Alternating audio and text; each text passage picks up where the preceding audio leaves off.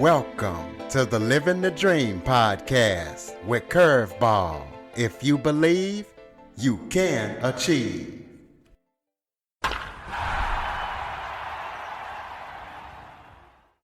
Welcome to the Living the Dream with Curveball podcast, a show where I interview guests that teach, motivate, and inspire. This person that I am joined by today is a truly amazing person. You know, she's done a lot in her life. She was a former yoga teacher. Now she is a speaker and a comedian. So we're going to be talking to her about everything that she's up to and what she's going to be up to in the future. Miss Jean Marckley, thank you so much for joining me today. Well, thank you for having me, Curtis. It's a pleasure to be here. And it's so nice to see that you're doing this with your life now, with the podcast. Absolutely. Yeah. It's all about teaching, motivating, and inspiring. Mm-hmm. So why don't you start off by telling the listeners a little bit about yourself? Well, as you said, my name is Jean Marckley. I'm originally from Long Island, New York. And I have done many different things in my life. I have created workshops to help deal with stress, build self-esteem. I owned a futon shop for several years. I taught laughter yoga, which is just plain laughter. And one of the things that I always like to do is make people laugh. Make people feel better about themselves than they did before they were talking to me. And so when I was a little girl, there may be some people in your audience that remember Sid Caesar, and he used to have Imogene Coca on there. And I used to imitate her doing some of her comedy. And my father and mother would just be laughing hysterically, and I loved it. A few years ago, I think it was actually 7 years ago, my youngest daughter and I took a class at McCurdy's Comedy Institute here in Sarasota, Florida. And when I got up on the stage to do the 5 minutes, they call it class comedy, I was hooked. I loved being the center of attention. I loved making people laugh. And I just can't tell you how fulfilling it was for me to do that. And then I decided that I wanted to use humor as a way of communicating with people, not just to do comedy shows, but also some corporate talks that I can do at different companies and colleges and things like that. But to help people to understand that blind people are really not any different than anybody else. We don't have to be treated differently. We have a sense of humor. We understand what's going on in the world, at least as much as we want to understand what's going on in the world. And I'm hoping that when people walk away from one of my comedy shows, that they will start to see blind people and visually impaired people in a different light. I have noticed in my lifetime, I've been blind since 10 and a half years old. I'm now 79. And I've noticed that the general population has an idea of what it's like to be blind, and that we're not smart. We're not able to do many things that sighted people can do to take care of themselves. I lived by myself for a while and took care of my 2-bedroom apartment and my guide dog and the cooking and the cleaning and all that stuff. I just use different tools to be able to do that.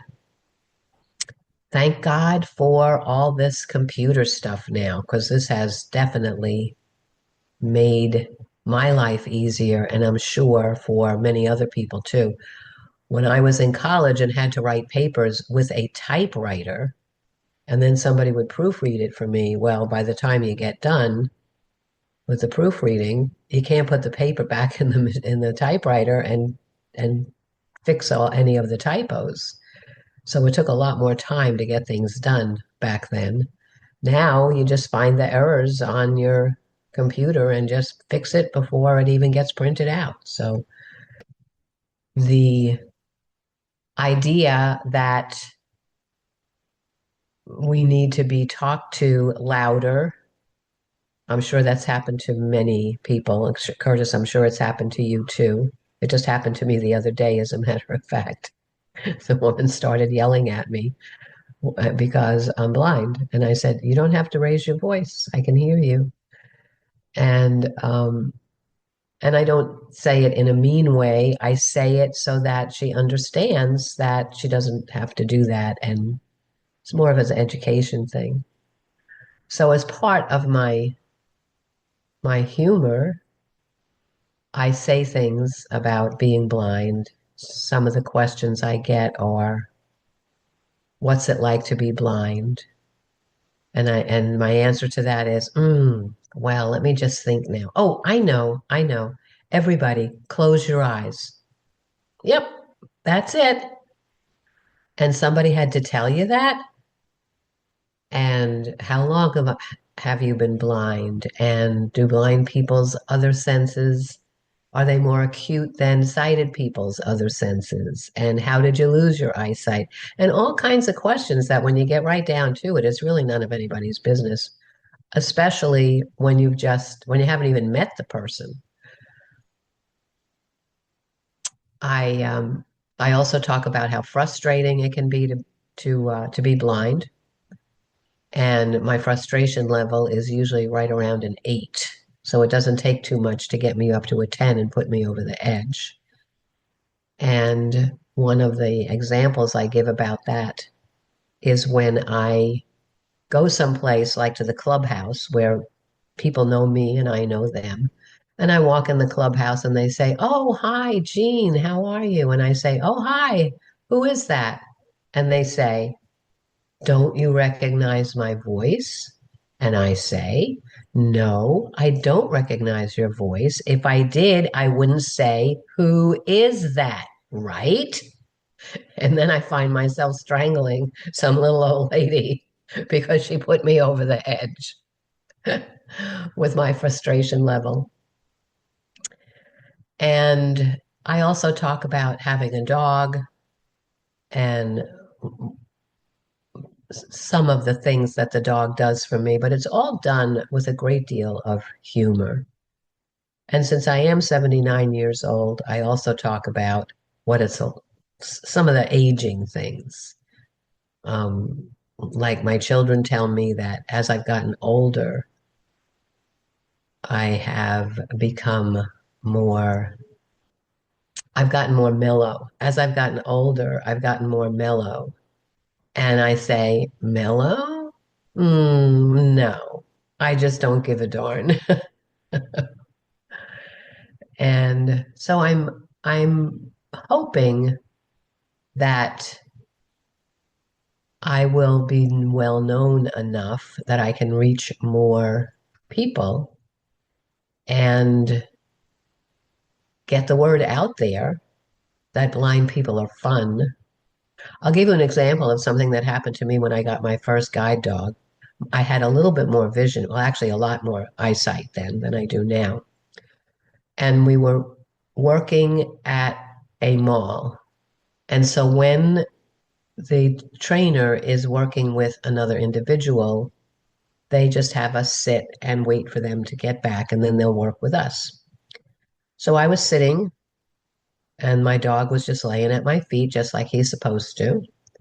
And this couple came by and said, "Oh, how beautiful."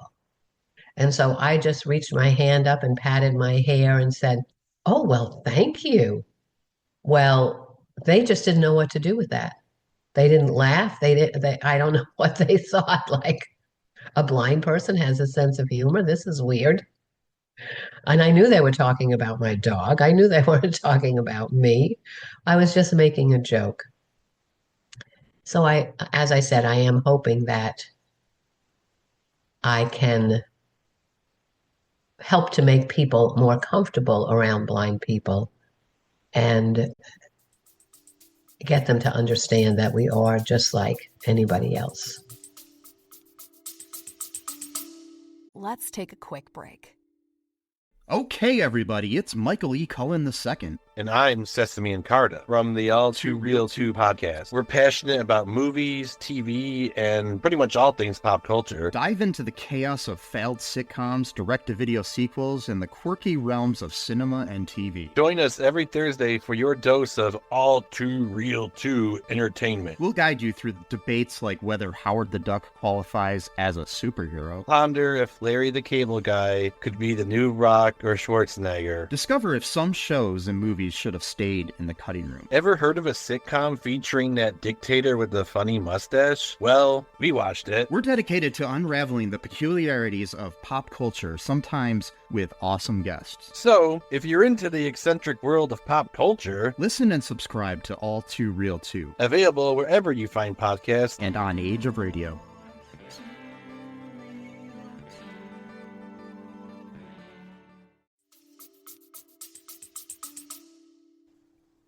Absolutely. And it's great that you are doing that. And it's great that you have that kind of sense of humor to where you can joke with people and try to educate them on these type of things.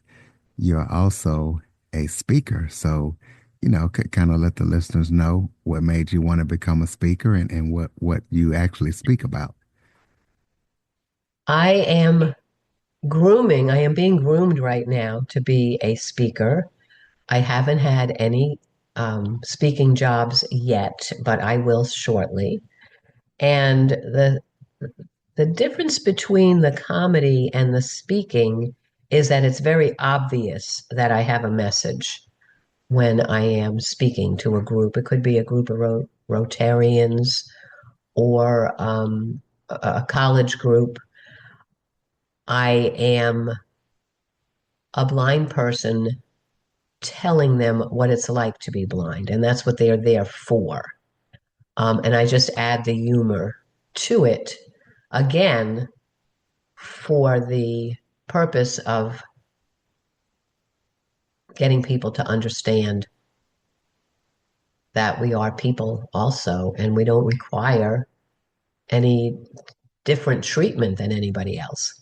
One of the things that I find, Curtis, and I don't know if you find this also, even with some of my best friends, that when they pick me up to go somewhere and they'll open the car door for me, and I'll say, "You don't have to do that. I can open a car door," and they say, "Oh, no, no, no, I don't mind. I don't mind." And then I tell them, when you open up the car door, I no longer know where the door is. I can find the car, I can find the door handle, but if you open it for me, I don't know where the door is, and I could walk right into the corner of the door. And then they start to get it. I will be honest with you, the reason that I want to do the public speaking is because corporate speaking is where the money is. They pay me to speak. They pay my expenses to get there and get back. If I need to stay overnight, they pay those expenses. Comedy clubs pay practically nothing. I've done 10 minutes of comedy for $25, and I've done 10 minutes of comedy for $100. So it just depends on where I am. But it's not so much the money as the expense of getting there. So because I have to have somebody drive me, obviously, and so I'm paying for their gas or their time or buying them dinner or whatever. So it would be nice to at least break even. And I think that when speaking at an event, a corporate event, the audience is more receptive to what I am telling them, and they're not eating and drinking at the same time, especially the drinking. That makes an audience not as receptive. They might laugh at a joke, but they're not going to get the underlying message that I am trying to put out there. Absolutely. And you just kind of answered my next question. I was going to ask where you do your comedy and stuff like that. So you actually go to comedy clubs and do your comedy. Yes, and I did start a production company of my own. It's called Three Comics and a Dog because I have a guide dog. Well, up until today, I just retired her today. And there's here in Florida, this is God's waiting room, right? And there's lots of RV parks and mobile home parks here where people come for the winter, and they have clubhouses and they want to have shows. And sometimes it's music, sometimes it's dancing, and sometimes it's comedy. So I have booked us at several venues. Locally, I've also been booked at the Villages, which is a pretty famous place down here in Florida for senior living. And when I was still out in Arizona, I did some comedy at the VFW and the American Legion. And I haven't done that here because they just don't do that here. Okay. Well, let the listeners know about any upcoming projects that you or you and Three Comics and a Dog are up to. Right now, we don't have anything booked because this is the end of the season, and most of the venues are booking things for high season, which is January through March. And I'm working on next year. I will be at the Encore RV Resort in Bradenton, Florida. I don't have the exact date yet. It'll be in January. And I will be at another resort, but that's closed. So a lot of the things that I do are closed to the general public. I did do a show the other night at my church. 2 or 3 times a year, we have a show. It's called Clean Comedy for a Cause. And it's to raise money for a specific purpose. This past Sunday, we were raising money for Celebrate Recovery, and I was not the headliner. I did 10 minutes of comedy, and there were 3 other comics, and then the headliner, who was Dale Jones, who was phenomenal. And that is, of course, open to the general public, but most of the shows that I do are not because it's just for the residents of the resort. Got any plans of taking your act around the country or the world, or you just want to kind of stay local? I would do the act other places, but I don't want to be a traveling entertainer because the travel is just so daunting to me anymore. It might be my age, it might be being blind, it might be all of the above. But getting to an airport and getting to the hotel and so on and so forth, and then finding my way around the room in the hotel. And I think I'm just getting old and cranky, Curtis.